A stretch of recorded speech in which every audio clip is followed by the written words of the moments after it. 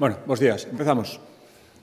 Moi ben, pois, rematado o Consello Ordinario da Xunta de Galicia, paso, como sempre, a darlles conta dos asuntos máis importantes debatidos e acordados. O primeiro, a proposta da Consellería de Presidencia dentro dunha varios acordos adoptados en materia de mobilidade. O primeiro ten que ver cun asunto de enorme actualidade moi relevante para Galicia, tamén para España, para Portugal, especialmente para o norte de Portugal. Falo da conexión de alta velocidade ferroviaria entre Galicia e Portugal. Como decía, un interese que se estende a ambos lados da fronteira, que xa foi tratado entre os dous gobernos, España e Portugal, a última vez na cimeira que le celebraron en Lanzarote, Cimeira Ibérica, do ano 2023, e,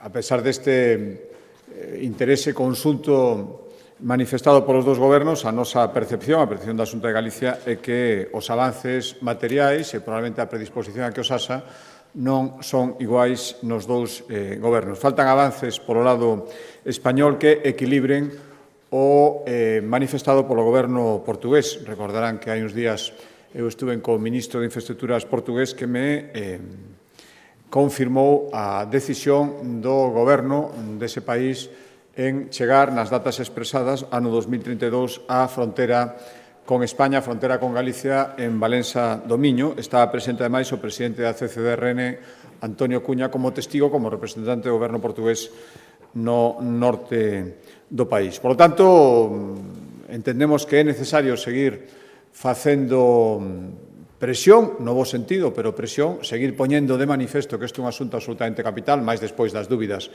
manifestadas na reunión da semana pasada polos representantes do Ministerio de Fomento, e o seu que fixemos foi aprobar un manifesto conxunto que será asinado mañán en Valença do Miño, manifesto conxunto entre a Xunta de Galicia e a Comisión de Coordinación e Desenvolvemento Regional do Norte de Portugal, a favor da conexión de alta velocidade entre Galicia e Portugal. Ademais, este manifesto xa foi remitido a diversas entidades territoriais, asociacións, organizacións profesionais, tanto de Galicia como do norte de Portugal, solicitando a súa adhesión. O documento, terán a súa disposición, por suposto, pon de manifesto a necesidade de que existe unha aprobación completa e realista de actuacións, investimentos e fitos para chegar a ese compromiso de que ano 2032 ambas líneas de alta velocidade se atopen na fronteira portuguesa. Por tanto, para iso fai falta, parte dos compromisos que ten que cumprir Portugal, que se cumplan na parte española e, por tanto, esa saída sur de Vigo se xa considerado como algo prioritario e iso implica que canto antes se empecen as programacións, os orzamentos e as obras necesarias. Ao final pedimos que Vigo e Porto queden conectados por alta velocidade nun máximo dunha hora e, ademais, mentras non se produza este fito, ano 32, é necesario, tamén o pon de manifesto o documento que imos asinar mañán, que os aprobamos, é necesario mellorar, ademais hai moito marxen de mellora, o actual tren Celta entre Vigo e o Porto, que ten un material obsoleto, condicións de servizo pouco axeitadas, constantes averías, desplazamento moi lento, 2 horas e media, por lo tanto, tamén este documento demanda que se actualice con urxencia este servicio mentras non se chega ao escenario ideal de conexión por alta velocidade. Por lo tanto, seguimos aunando esforzos agora coas autoridades do norte de Portugal para dar traslado deste documento ás dúas administracións ao final responsables de que se executen, que son o Ministerio de Fomento Español e o Ministerio das Infraestructuras e Transportes portuguesa. Outro asunto relacionado coa mobilidade e coas infraestructuras, que ademais está dentro dos compromisos dos primeiros 100 días, é seguir avanzando na execución da vía de alta capacidade entre Tui e a Guardia. A VAC, Tui a Guarda. En febreiro recordarán que pusemos en servicio o enlace coa 55 Polígono Areas, que descongestionou moitísimo todo o tráfico industrial que existía nesa zona, e tamén no acto de apertura eu comprometíame a seguir ata completar esta infraestructura que xa hai moito tempo que iniciou a súa execución e aínda non está completa. E digo, nos primeiros 100 días comprometeramos a tomar acordos para seguir no procedimento para cumprir este objetivo e o que facemos hoxe. Hoxe aprobamos o proxecto de trazado do desdobramento de estrada PO 552 altura de Figueiró, no concello de Tomiño, que é o trazado que faltaba para que este diseñado absolutamente os tramos que restan para completar esta vía de alta capacidade. Por tanto, con este acordo de OSE de desenvolver o proxecto de trazado, completamos todo o trazado desta vía de alta capacidade. Ademais, tamén neste acordo que tomamos hoxe autorizamos o trazado de adaptación dos camiños de servicio de varios treitos que é necesario nesta estrada PO 552 que é necesario facer esta adaptación unha vez que se define este novo trazado. Recordo que son casi 15.000 vehículos diarios os que utilizan agora mesmo esta VAC no tramo que existe e, polo tanto, hai que chegar ao compromiso de completala totalmente. Agora, o seguinte paso é sacar a licitación o proxecto de execución do trazado, non o de hoxe, sino do que xa estaba aprobado anteriormente. O de hoxe, por dais outro dato, o proxecto de o trazado que hoxe aprobamos vai supoñer 11,5 millóns de execución cando se procede dela e, ao final, a VAC, cando este totalmente executada, vai vertebrar o Baixo Miño e vai supoñer un orzamento total de 180 millóns de euros. 85 xa están executados e queda por executar, por lo tanto, outro tanto para facer realidade esta vía que, sen dúbida, será un antes e un despois na conexión do sur da provincia de Pontevedra e tamén co norte de Portugal. Cambiando de Consellería, proposta da Consellería de Facenda, hoxe tomamos o acordo de aprobar un acordo marco, se chama así, para adquisición de centros de proceso de datos de servidores a disposición da Xunta de Galicia. Cada vez máis os servicios digitais se impoñen no funcionamento diario da Xunta de Galicia. Dares un exemplo, o 87% das xestións que realizan os galegos coa Administración da Xunta de Galicia saen en sede electrónica, o 100% das salas de vistas en todos os xulgados galegos están digitalizadas e son máis de 60.000 os rapaces e rapazas que utilizan durante o período escolar o libro digital. Por lo tanto, son moitos servicios informáticos que necesitan o respaldo destes servidores, destes centros de proceso de datos. Hai que garantir a súa disponibilidade, a seguridade de todos estes servicios e, por eso, hoxe aprobamos este acordo marco, 33,3 millóns de euros para os próximos 2 anos para ir adquirindo servidores destinados aos centros de procesos de datos da Xunta de Galicia e, ademais, xa coa encomenda de ir adaptando estes novos servidores aos requerimentos que a inteligencia artificial vai traer no funcionamento da Administración digital. Cambiando de Consellería, a proposta da Consellería de Emprego, hoxe acordamos autorizou o Consello a asinatura dun convenio co clúster do comercio electrónico. Con que finalidade? Pois os polos de emprendemento están detectando unha serie de proxectos, de iniciativas de emprendedores que teñen unha gran potencialidade si se trasladan ao campo do comercio electrónico. Por lo tanto, o que queremos con este convenio é 120.000 euros, a cuantía do convenio, buscar seleccionar as 20 iniciativas que creemos que teñen máis potencialidades a pasamos ao campo do comercio electrónico e buscar a profesionais en activo do comercio electrónico, expertos que asesoren a estes 20 emprendedores detectados a través dos polos de emprendemento para lanzar os seus negocios en liña, para potenciar, se que xa son negocios físicos, as posibilidades da venta online destes negocios, en definitiva, para ir incorporando todos os proxectos de emprendemento ao mundo digital, que, sen dúbida, é un vieiro de futuro que cada vez vai ter máis desenvolvemento. Por proxectos como este, outro día, recordo que Galicia recibiu en Bruselas o Premio á Rexión Emprendedora Europea 2025. A proposta da Consellería de Educación, entre as súas competencias en materia de I+D+I, hoxe acordamos destinar 8 millóns para seguir potenciando os centros tecnolóxicos galegos, as súas importantes funcións. Son 4 centros tecnolóxicos os que se van ver beneficiados. A IMEN, para construción dun novo centro de fabricación inteligente en Porriño. A IMEN, a Asociación de Investigación Metalúrxica do Noroeste. CETAG, Fundación para a Promoción da Innovación, Investigación e Desarrollo Tecnolóxico da Industria da Automoción. Os cartos irán para aumentar as infraestructuras asociadas que ten este centro asociadas á mobilidade autónoma e ecolóxica. O CETIN, Centro Tecnolóxico de Investigación Multisectorial en Culleredo. Os cartos, estas axudas, serán para mellorar a súa capacidade de investigación e economía circular. E, por último, Gradian, Centro Tecnolóxico de Telecomunicación de Galicia, para a realización de actividades de I+D en tecnoloxías cuánticas e inteligencia artificial aplicada. Para isto, van destinados estes 8 millóns de euros que, sen dúbida, contribuirán ao desenvolvemento de novos proxectos por estes 4 centros tecnolóxicos de referencia que existen en Galicia. Cambiando de asunto, Consellería de Cultura, os autorizamos a asinatura dun convenio co Centro de Investigación e Tecnoloxía Matemática de Galicia. Para que? Pois para facer unha recreación virtual da Catedral de Santiago de Compostela, o que se coñecen popularmente como semelgos dixitais.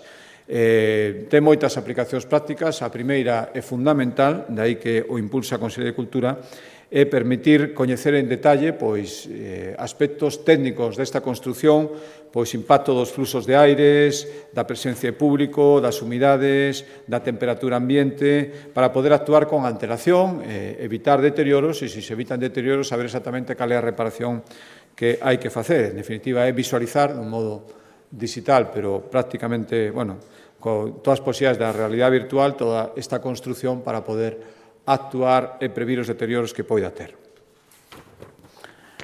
A proposta, cambio de acordo de Consellería, a proposta da Consellería de Política Social nesta fin de semana, onde tristemente outra vez a violencia machista impactou con toda a súa forza e con un elevado número de víctimas. Seguimos loitando dende a Xunta de Galicia contra esta lacra e hoxe acordamos as dotacións que este ano permitirán funcionar en Galicia a Rede Galega de Acollemento para mulleres víctimas de violencia machista, de trata e de explotación sexual. Son 826.000 euros os que a Xunta de Galicia vai adicar ao funcionamento destes centros. Ao final, unha rede pública de vivendas seguras. Actualmente esta rede supón a existencia en Galicia de 84 prazas distribuídas en 7 casas de acollida, que ademais está completado co Centro de Recuperación Integral para Mulleres Víctimas de Violencia Machista, que está en Santiago de Compostela, na zona do campus universitario. No 2023, por darles un dato, 142 mulleres e 91 menores, fillos e fillas destas mulleres, foron atendidos por esta rede de acollemento e, no que levamos de ano, xa 48 mulleres e 26 menores tiveron que facer uso destas instalacións. Por lo tanto, é un investimento necesario, ojalá que non o fora, pero é necesario, por desgracia, dentro da loita contra a violencia machista, este investimento se engade os que está facendo a Xunta de Galicia, que suman 24 millóns de euros, un 15% máis que no ano anterior, para loitar dende a Xunta de Galicia contra a violencia machista. Tamén a proposta da Consellería de Política Social e dentro dos convenios que imos impulsando con diferentes entidades sociais que traballan no ámbito da discapacidade, hoxe autorizamos a asinatura de sendos convenios, 2 convenios con Fadenga Plena Inclusión e Especial Olympics. Son 450.000 euros para garantir asistencia entre estes 2 convenios, garantir que estas 2 entidades poidan asistir a 6.300 persoas e as súas familias. A proposta da Consellería de Mar, hoxe, demoslle o visto bo á distribución definitiva da orden de axudas convocada no mes de xaneiro para mellorar as infraestructuras das lonxas e portos pesqueiros. Foron 5 millóns de euros para que van beneficiar a 47 proxectos, con moitos obxectivos. Por resumirlos un pouco, podría englobarse en mellorar as condicións de seguridade dos traballadores das lonxas e portos galegos, melloras de protección ambiental e de eficiencia enerxética e tamén actuacións para estar máis protegidos frente a inclemencias meteorolóxicas, sobre todo no que se refire á construción ou reforzamento ou ampliación de diques de abrigo. Todo isto son 5 millóns, 47 proxectos, e se enmarcan dentro do Plan de Equipamentos Pesqueiros de Galicia, que ten 34,7 millóns de euros de dotación global.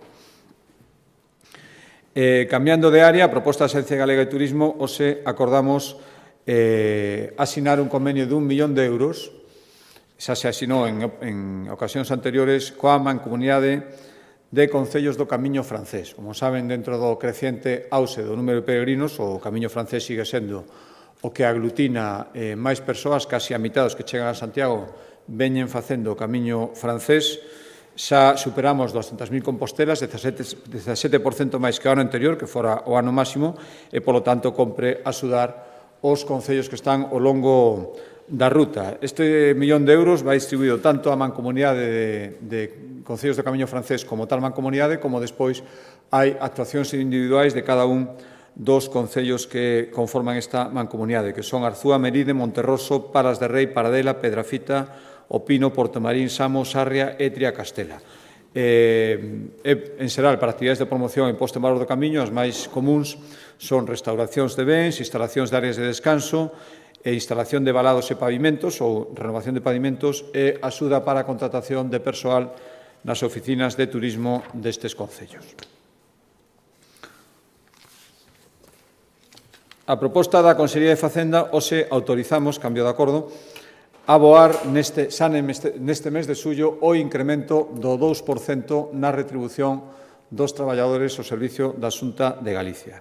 Saben que este ano a proposta de incremento é un 2,5%, ese 0,5% xa se está aboando pola Xunta de Galicia no mes de xaneiro, dependía de chegar a un nivel de IPC o que se chegou, e, por tanto, ese 0,5% e o pagamento dependía da Xunta de Galicia se está aboando, pero outro 2% dependía da Lei de Orzamentos Estatal. A Lei de Orzamentos de Galicia son fondos da Xunta de Galicia, xa contemplaba, pero necesitábamos como normativa básica que fora autorizado pola Lei de Orzamentos do Estado. Bueno, pois, todos sabemos que non vai haber esa lei, por lo menos eso é o que se nos anuncia, e agora, para sustituir esta falta, o Estado acaba de publicar o Real Decreto Lei 4/2024, 26 de xuño, que autoriza esta suba para todas as administracións públicas, e, polo tanto, o que facemos é aplicalas de xeito inmediato e con efectos dende o 1 de xaneiro, por tanto, o incremento anual consolidado para os empregados da Xunta de Galicia será un 2,5% no 2024, supón para as arcas públicas un impacto total de 97 millóns de euros e hoxe aprobamos o 2% que faltaba, xa digo, con efectos retroactivos na nómina de xullo e a partir de aí normalmente ata o 31 de decembro en sucesivas nóminas todos os meses.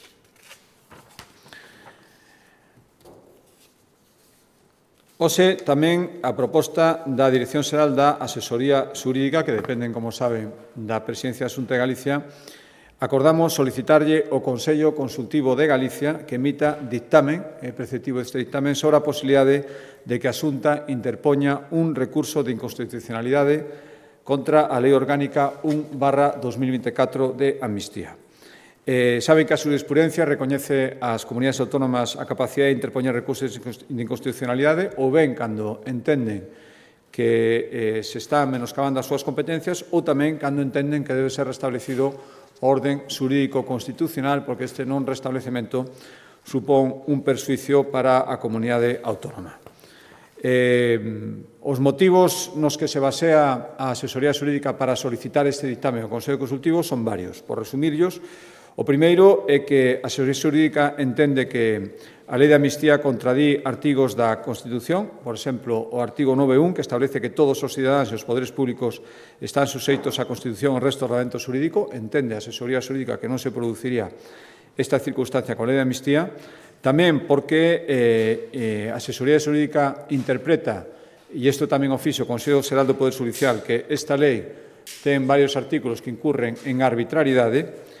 Terceiro motivo, porque choca frontalmente co principio de igualdade, xa o explicamos varias veces, igualdade territorial, xurídica e económica.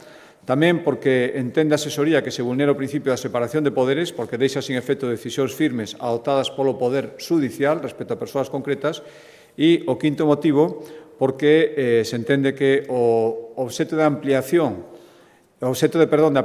é demasiado amplio e indeterminado e, polo tanto, o principio de seguridade xurídica se ve seriamente comprometido. Por tanto, conclúe este informe que existen razóns de abondo para que a Comunidade Autónoma de Galicia actúe na defensa do Estado de Dereito e, polo tanto, solicita previamente o dictamen do Consello Consultivo de Galicia.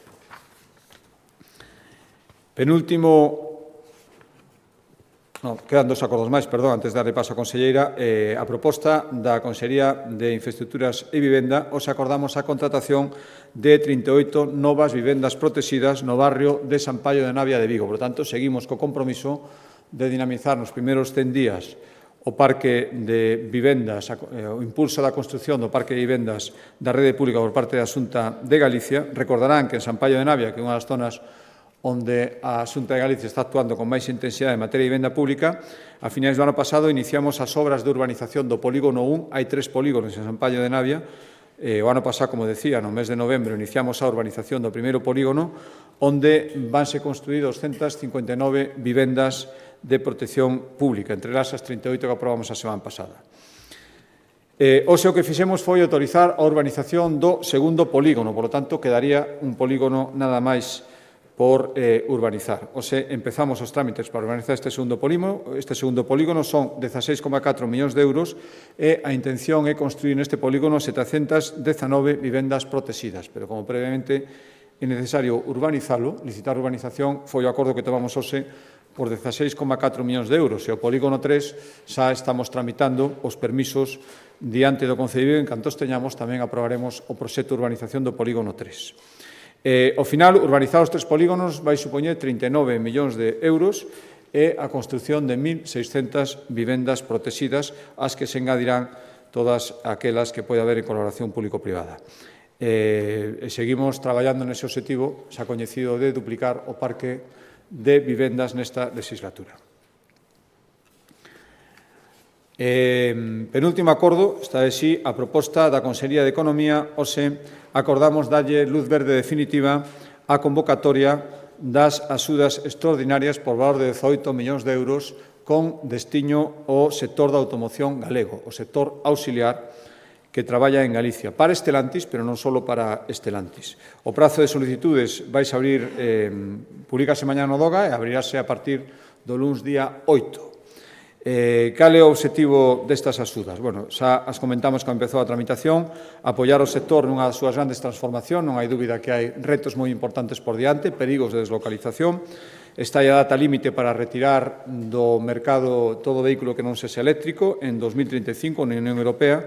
Isto supón unha adaptación moi grande, casi un cambio de mentalidade, moitos investimentos tamén para as empresas auxiliares e de aí veñen estas axudas que van ser dun máximo dun 70% do investimento e unha cuantía máxima de 300.000 euros para investimentos en novos equipamentos que necesitan estas auxiliares para adaptarse ás novas tendencias e tamén cando sexan proxectos de aforro ou eficiencia enerxética as axudas poderán chegar ata os 700.000 euros.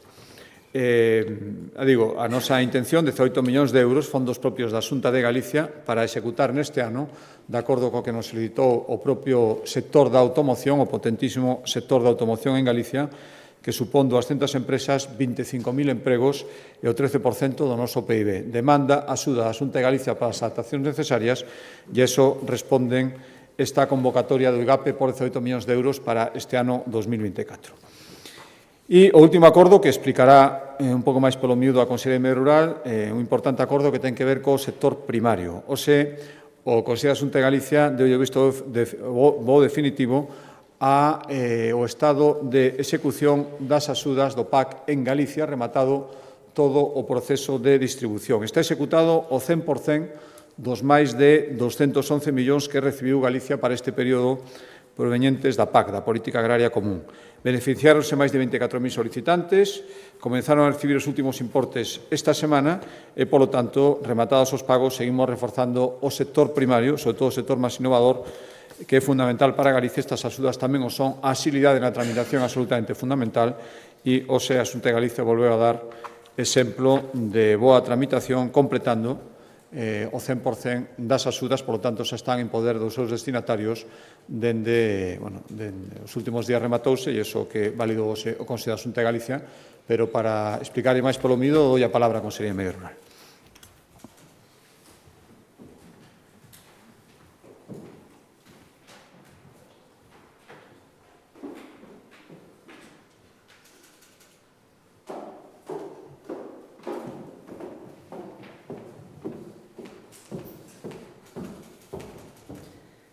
Gracias, presidente. Moi bons días a todos e a todas.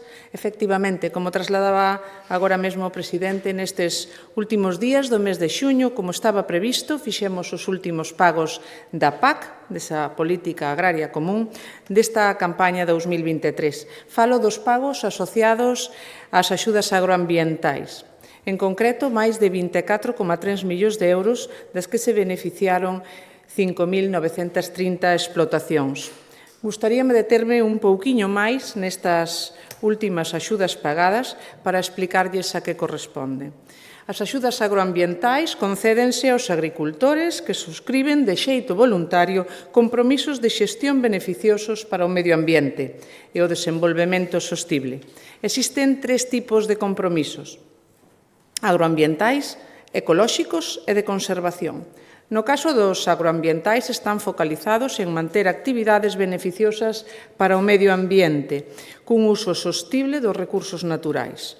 En canto ao ecolóxico, falamos de agricultura, de viñedo, de gandaría ou de apicultura, sempre en ecolóxico.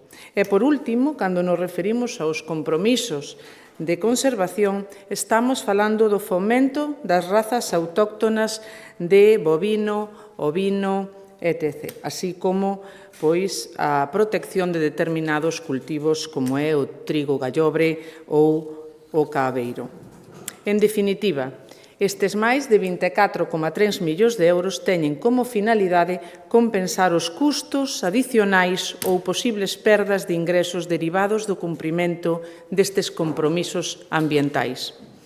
Dos case 6.000 expedientes tramitados por esta liña, máis da metade, é dicir, 3.379, correspóndense co fomento e xestión sostible dos pastos, no que mobilizamos un importe superior aos 10 millóns de euros. Así mesmo, aos 24,3 millóns desta campaña vinculados ás agroambientais, case 5 millóns máis con respecto ao ano anterior. Isto demostra ese compromiso cos gandeiros e cos agricultores galegos co cuidado da natureza. Eles son os que protexen e sosteñen o noso territorio. Sen eles non hai crecemento económico no rural. Eu quero felicitalos por ese gran compromiso co noso entorno e co noso medio ambiente. Estamos falando, polo tanto, de apoios moi importantes para os nosos produtores para garantir a rendabilidade financeira das súas explotacións. Con estes últimos pagos, desde o Goberno galego, completamos en tempo e forma, como xa o anunciaramos, o 100% dos máis de 211 millóns de euros concedidos a Galicia para esta campaña da PAC. A política agraria común é de vital importancia para a nosa comunidade.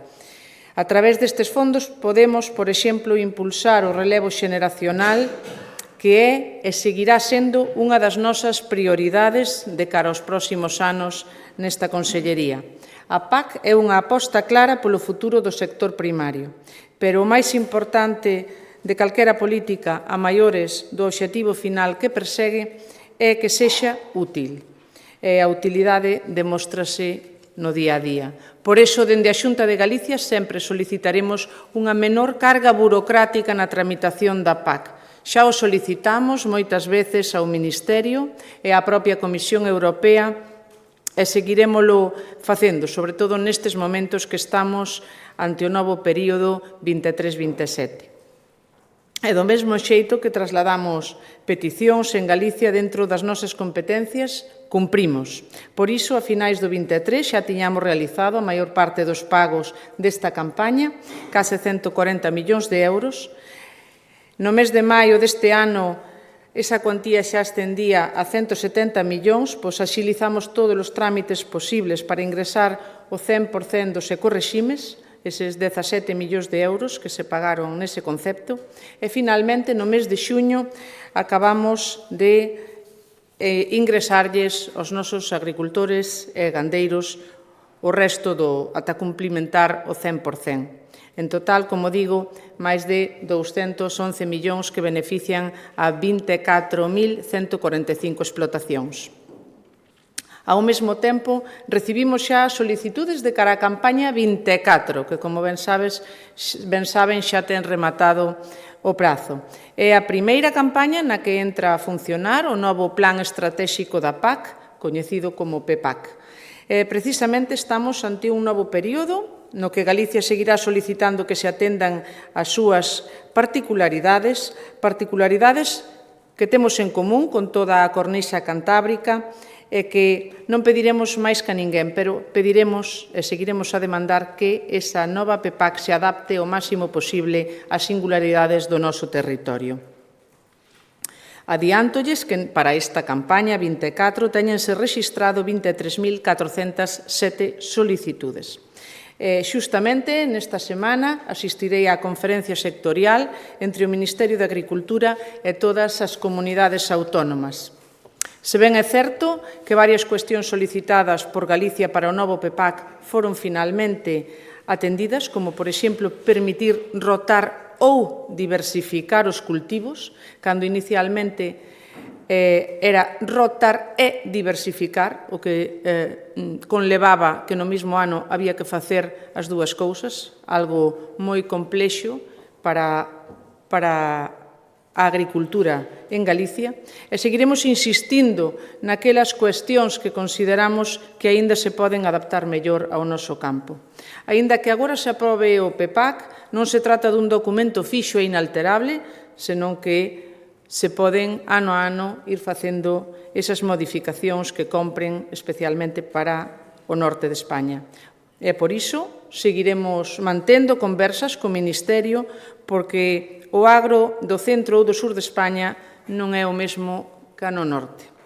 En definitiva, e por non estenderme moito máis, o Goberno galego seguirá cumprindo cos gandeiros e agricultores. Seguiremos cumprindo a hora de axilizar os pagos da PEPAC, cando estea na nosa man facelo, e así se demostra co informe que traemos hoxe aquí. Seguiremos cumprindo, solicitando esa maior desburocratización para facilitar o día a día dos nosos gandeiros e agricultores, e seguiremos cumprindo porque continuaremos instando a adaptar as novas liñas de financiamento da PAC, especialmente dos ecorrexímenes, á realidade do noso territorio. Moitas grazas.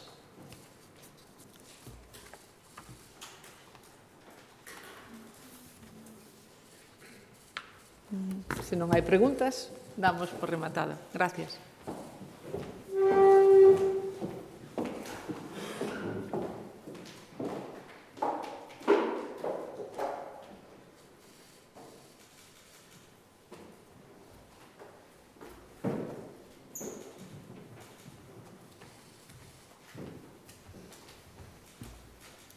Que tal, presidente? Boa tarde. Boa tarde. O conselleiro dixo esta semana na SER que durante o verano ian pecharse centros de saúde en varias localidades. Queríamos saber se saben xa cantos e onde e como se pode garantir a atención correcta con centros pechados, máis aló de que se movan profesionais de sitios. Relacionado coa sanidade, dixo hoxe Pedro Sánchez que mañá o Consello dará luz verde á creación da especialidade de urxencias. Entendo que é unha boa noticia por pedida reiteradas veces. E tamén o presidente no Congreso dixo a semana pasada que estaría disposto a incrementar o autogoberno de Galicia, pero que, máis aló de declaracións, tiñan vostedes que pedir por os cauces ordinarios ese incremento de competencias. Se van pedilas, e cales serían? Cales son as prioridades? Gracias.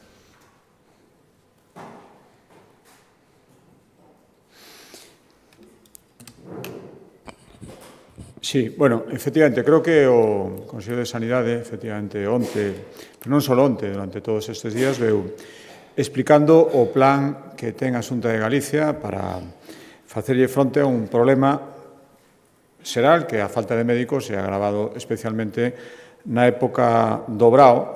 Bueno, creo que se veremos agora, empeza, eu agardo que así sexa, pero en principio as perspectivas son de cumprimento, por lo menos do que esperábamos, do que contábamos, que era basicamente a incorporación deses miles de cuarto ano, as sustitucións que xa se fixeron durante o ano pasado, bueno, todo iso para garantir a mellor asistencia. Eso implica tamén que en centros moi pequenos e temporalmente, durante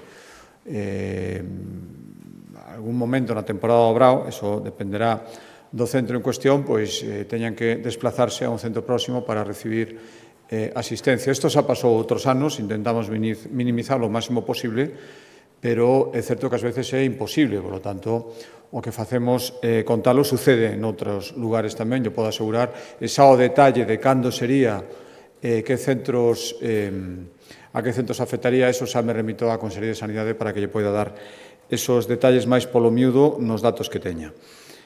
Respecto á segunda pregunta, por suposto, que lamento que chegara tan tarde, pero por suposto que unha magnífica noticia, se por fin se crea a especialidade de urxencias, agardo que agora todos os trámites subseguintes, porque quedaba este o paso inicial, van o máis rápido posible, pois saben que unha das reivindicacións que temos non só a Xunta de Galicia, sino moitas comunidades autónomas de todas as cores políticas que se cree esta especialidade para evitar o que está sucedendo agora, que moitos facultativos que aproban o MIR en primaria despois non exercen nos centros de saúde porque van cubrir plazas de urxencia nos hospitais. Por lo tanto, o reclamábamos, tardouse moito máis do que se debería, pero benvido sese o celebro e, dende logo, o agradezo porque vai no agradecer o sistema público de saúde.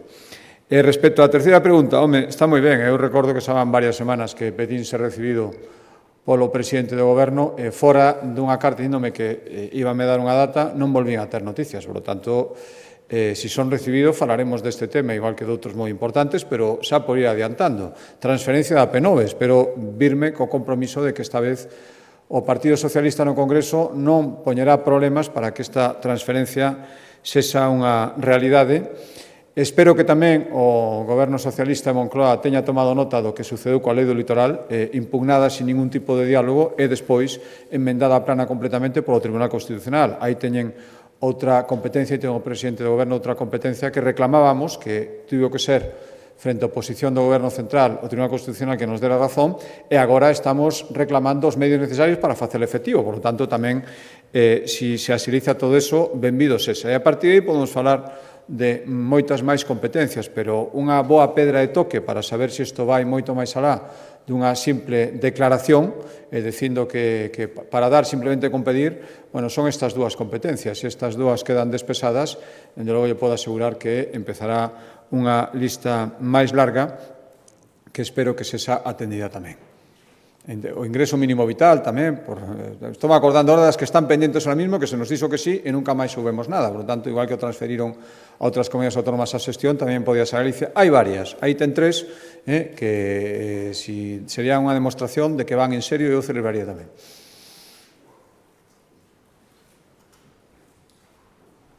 Ola, hoxe hai unha reunión dos conselleiros de Educación das comunidades gobernadas polo PP sobre a selectividade única. A mí me gustaría saber se o Partido Popular de Galicia vai a apoiar a selectividade única, ainda que supoña suprimir a proba de galego.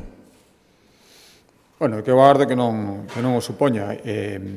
Común non é idéntico, isto só teño dito outras veces e, polo tanto, creo que é normal. Creo que a sociedade en xeral, os alumnos, alumnas e os pais e nais que teñen fillos que se examinan da BAU, habendo un distrito universitario único, o lóxico é que esa unha proba única, polo menos no seu contido global, que non sexan probas completamente diferentes ou moi diferentes dunhas comunidades autónomas a outras, cando despois o sistema universitario é único. Desto é o que se vai falar hoxe en Salamanca, era a reunión, e agardo que tamén se entenda que hai peculiaridades das comunidades autónomas que poden e deben ser respetadas. Veremos o que sale diso.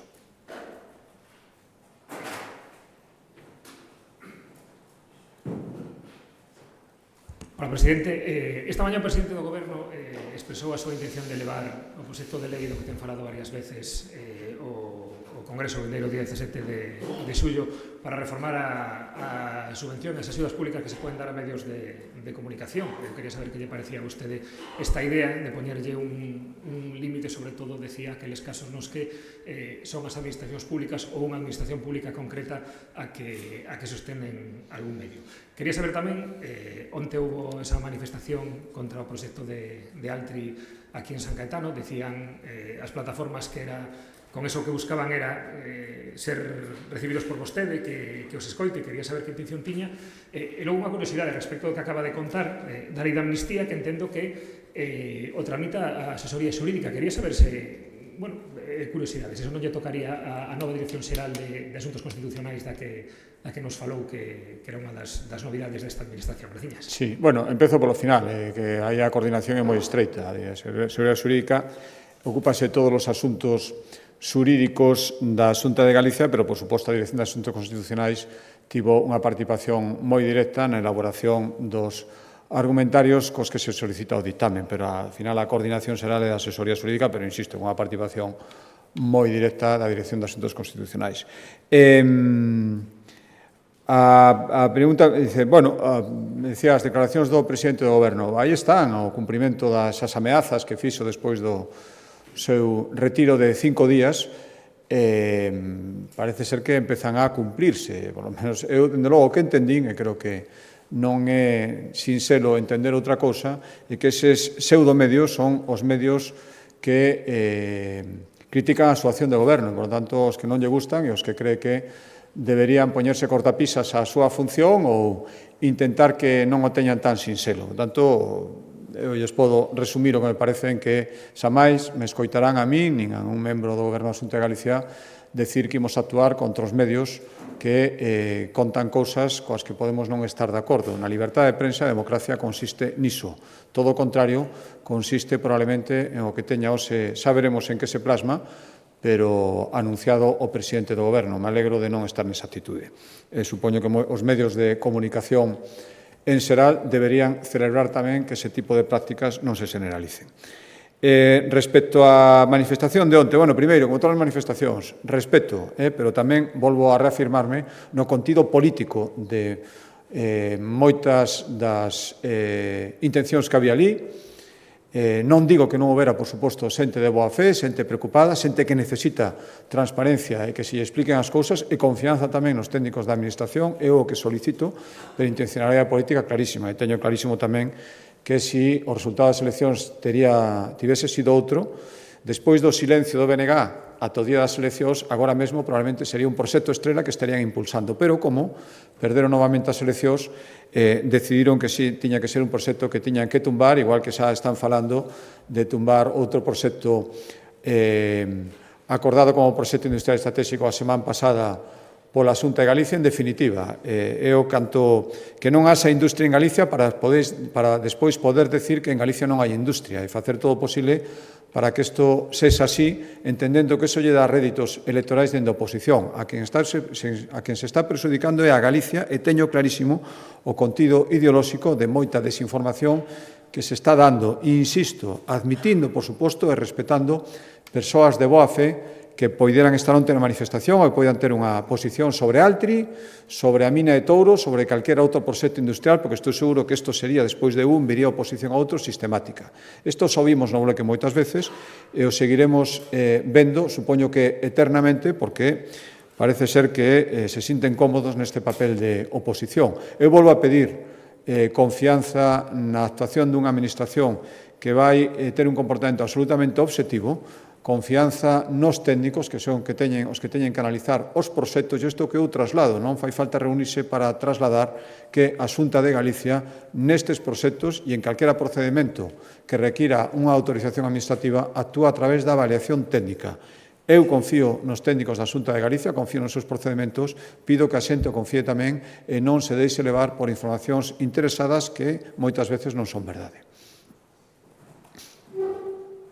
Non me pode preguntar, presidente, pero que a pregunta era se precisamente a eses colectivos que entendemos que non son partidos políticos ou que polo menos non se presentan como tal, senón como representantes veciñais e que teñen todas esas dúbidas da que vostede falaba, se a intención é recibilos ou non. Creo que lle pedían onte eses colectivos, non os partidos que estivesen na movilización. Bueno, onte algúns manifestantes deses colectivos tiñan un tinte político clarísimo. Volvo a decir, que hai que igual que entendo, de verdad, entendo persoas de boa fe, tamén entenderán vostedes que a estas alturas creo que todos temos claro a que xogan algúns, e, polo tanto, a intencionalidade política creo que non lle fai ningún favor un procedimento que ten que ser objetivo, e aqueles que vayan con boa fe teñen canles abertos coa Administración para recibir información. Para iso están os procesos de información pública e para iso están os sistemas de información da Xunta de Galicia. Non creo que o decisivo sexa que vayan ter ou non ter unha reunión comigo.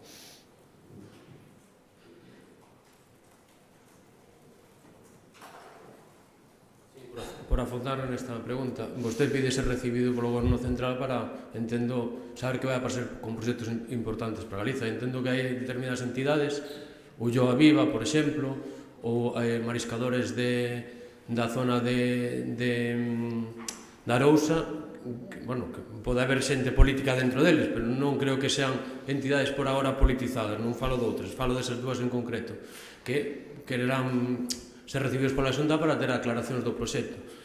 E depois falaba hoxe de temas de infraestructuras. Hai moita queixa na provincia de Lugo pola falta de infraestructuras da provincia. Obviamente a maior parte delas dependen do Estado, falo das conexións ferroviarias, falo do tren FEBE, que pasa pola zona norte, falo da autovía Lugo-Santiago, e depois das que depende da Xunta, obviamente, que há o desdoble a autovía de Lugo Monforte de Lemos, e da Rolda Leste, que volve a estar ahora tamén aplazada en Lugo. Quería saber, claro, porque falan de que un pouco a provincia esquecida. Graciñas. Sí. Mire, efectivamente, eu pedí unha reunión por mandato co presidente do Goberno para falar dos grandes temas estruturais da Xunta de Galicia e despois sei que teño aberto as canles de comunicación, así agardo cos ministros e outros responsables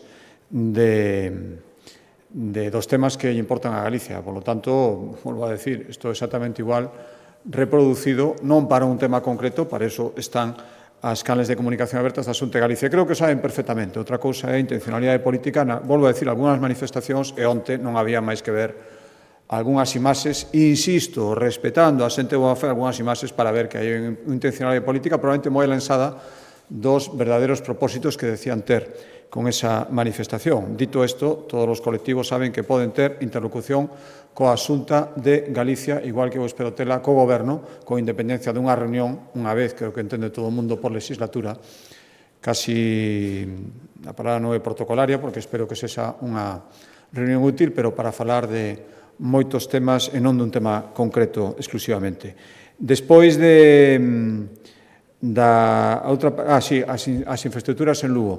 Bueno, efectivamente, hai grandes infraestructuras. Eu estou absolutamente convencido, máis que constatalo, do necesidade de facer infraestructuras en Lugo que deberían estar feitas a estas alturas e non o están. Efectivamente, a inmensa maioría son competencia da Administración estatal que as adiou con gobernos de todas as cores políticas e que é necesario que canto antes, ora está gobernando o Partido Socialista, por lo tanto, se houber un cambio de goberno, eu reclamaría exactamente o mesmo a un goberno do Partido Popular ou calquer outro tipo de goberno que houbera, que é necesario facer un equilibrio das infraestructuras de competencia estatal en Galicia, ese requilibrio territorial, e iso pasa por facer moito máis investimentos na provincia de Lugo en cousas que xa deberían estar executadas. No que corresponde a nós, vostede mesmo decía, o ano pasado pusemos en servicio un tramo desa autovía, eu estaba outro día anunciando que poñeremos outro, e así seguiremos un investimento importante que, pola nosa parte, o galla tiveramos esa celeridade no Ministerio de Fomento para as infraestructuras en Lugo. E sobre a Ronda Leste, a semana que ve, me parece que teño a reunión coa alcaldesa de Lugo,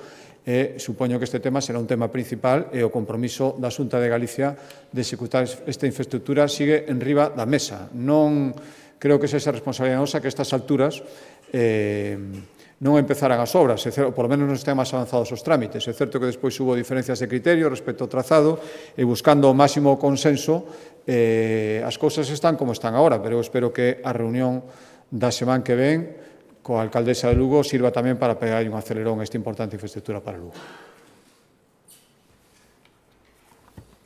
Moi ben, moitas gracias.